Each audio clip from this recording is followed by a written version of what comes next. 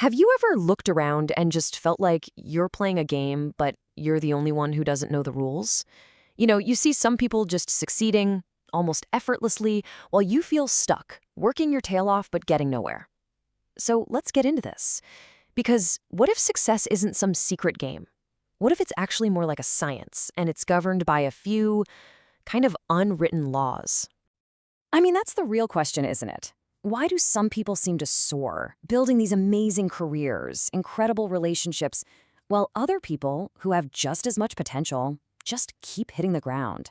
It's a super frustrating feeling, but the material we're digging into here from Dr. Henry Cloud suggests the answer isn't really what we think it is. And right here, this is the big idea. We tend to think success is for the super gifted or the ridiculously lucky. But this suggests something way more empowering, that success isn't really about who you are. It's about understanding the basic principles of how life works and then learning to work with them instead of fighting against them all the time. Just think about gravity for a second, right? You can't see it, but it is absolutely there. You can either understand how it works and use those laws to build an airplane and, fly, or you can ignore it, lean a ladder against a wall the wrong way, and then curse the ground when you fall.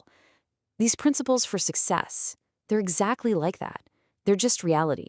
So the real question is, what are these laws? Let's break down the first one. Okay, so this first principle, it sounds a little painful, and you know what? Sometimes it is. It's called pull the tooth, and it is all about the power of getting rid of stuff. It's a lesson one CEO learned in a pretty dramatic way. I mean, just stop and think about that for a second. Can you imagine taking over a profitable company and your first move is to gut it, selling off 4/5 of the whole thing at a loss? It sounds like a recipe for total immediate failure. But for this CEO, it was the first step toward insane growth. So why? Well, he realized that even though that 80% of his company was making some money, it was also a huge drain. It was a distraction from the 20% that held the real life of the business. So by pulling that bad tooth, he freed up all of the company's focus, all its energy, all its resources to pour into the good stuff. And the result? The company's annual profits eventually became higher than its old total sales. Just incredible. And look, this isn't just for CEOs. We all have these bad teeth. Think about it for a second. What's that project at work that's just going nowhere, but it's still eating up all your time?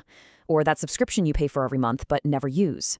Hey, maybe it's even a relationship that just consistently drains more energy than it gives back. The principle is exactly the same. Have the guts to remove the drain so you can finally focus on what actually helps you grow. All right, so let's move to our second principle, and you'll see how this builds. If pull the tooth is all about removing the negative, act like an ant is about proactively building the positive, especially when the goal just seems impossibly huge. So the author tells this great story about facing his doctoral dissertation, a task so overwhelming he just kept putting it off. For a little inspiration, he actually got an ant farm, and what he saw was pretty fascinating. Each ant was just carrying one tiny grain of sand. It's a seemingly meaningless little task, but over time, all those tiny, repeated actions built an entire complex city. And that just perfectly illustrates this principle. See, we don't write a novel. We write one page today.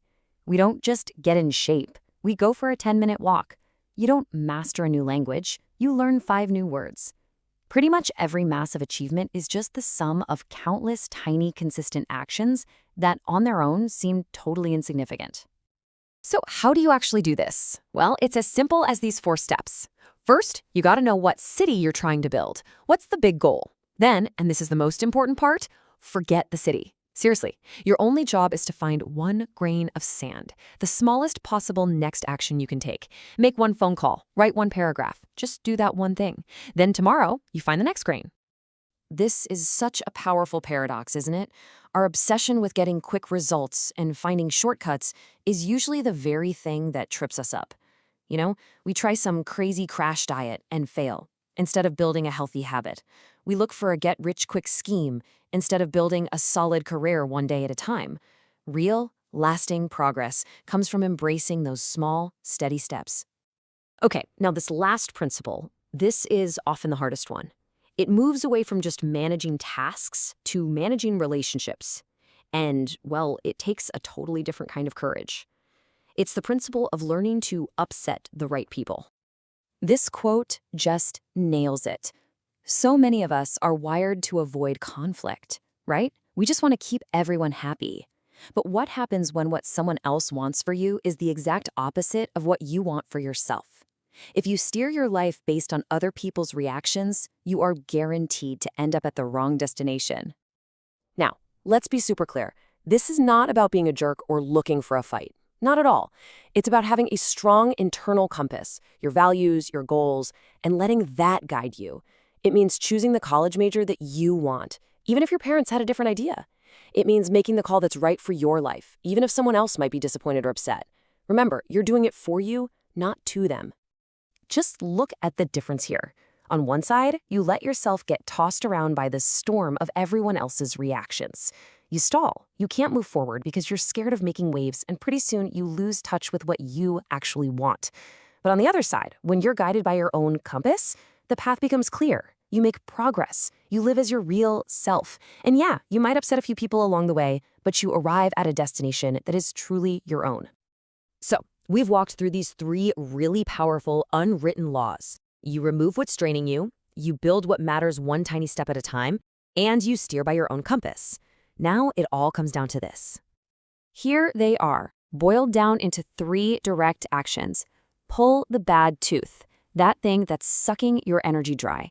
Act like an ant. Take that one tiny step towards your big goal, and proceed based on your own values, not on the fear of what someone else might think.